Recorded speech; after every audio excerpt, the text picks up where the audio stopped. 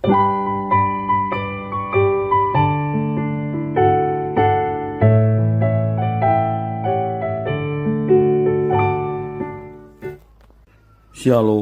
devosi Mazmur 27 ayat 1-14. Demikian firman Tuhan.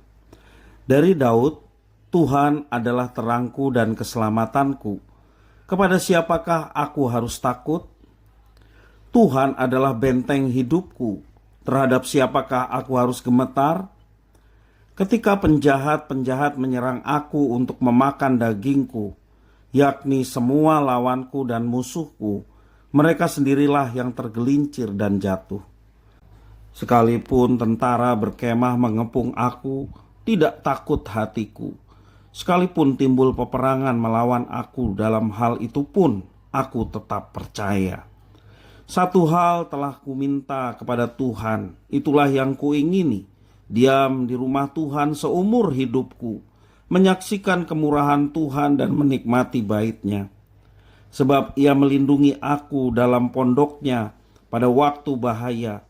Ia menyembunyikan aku dalam persembunyian di kemahnya. Ia mengangkat aku ke atas gunung batu. Maka sekarang tegaklah kepalaku, mengatasi musuhku sekeliling aku. Dalam kemahnya, aku mau mempersembahkan korban dengan sorak-sorai.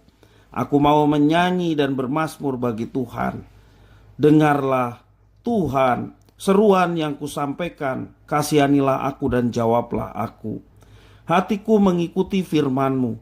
Carilah wajahku, maka wajah-Mu kucari ya Tuhan. Janganlah menyembunyikan wajah-Mu kepadaku. Janganlah menolak hamba-Mu ini dengan murka. Engkaulah pertolonganku.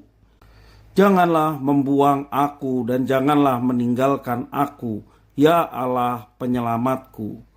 Sekalipun ayahku dan ibuku meninggalkan aku, namun Tuhan menyambut aku.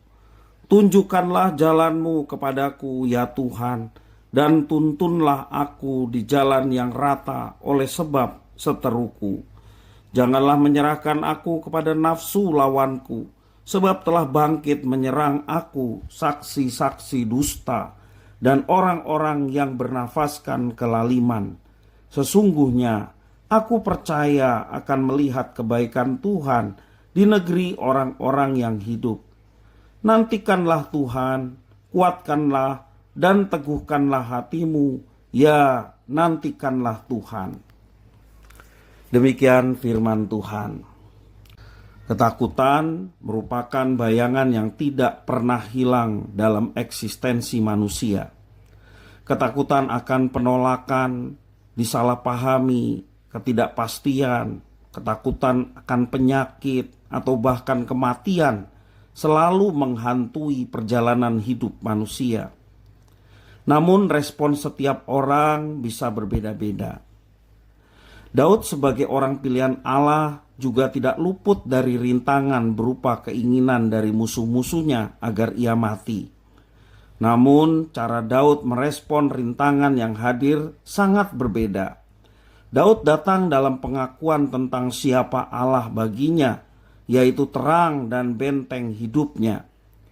Daud menyadari bahwa rumah Tuhan, yakni hadirat-Nya, adalah hal yang dirindukan dan diinginkannya. Ia belajar menantikan Tuhan dalam menghadapi tiap rintangan. Sejak masa mudanya, Daud telah diurapi untuk menjadi raja atas Israel, dan ia dinobatkan menjadi raja pada saat ia berumur 30 tahun. Dalam masa penantian untuk menjadi raja, Daud harus menderita kesesakan. Bahkan ia lari ke padang gurun karena ia diburu dan hendak dibunuh oleh Saul. Daud juga belajar menantikan Tuhan pada waktu ia dikejar-kejar oleh Absalom anaknya. Ia menyadari bahwa Tuhanlah yang berdaulat sepenuhnya dalam kehidupan setiap orang percaya. Seperti Daud, kita tidak pernah luput dari ketakutan, ketidakpastian, rintangan, bahkan ancaman kematian. Dan seperti Daud juga, kita mau menantikan Tuhan yang menguatkan dan meneguhkan hati kita. Yang dituntut dari kita adalah menaruh harapan dan percaya kepada Tuhan yang berdaulat sepenuhnya dalam hidup kita. Hadirat Allah atau rumah Tuhan harus senantiasa kita rindukan lebih dari tempat manapun di dunia ini. Menantikan Tuhan yang kadang tidak bekerja seperti ekspektasi dan keinginan kita bukanlah hal yang mudah.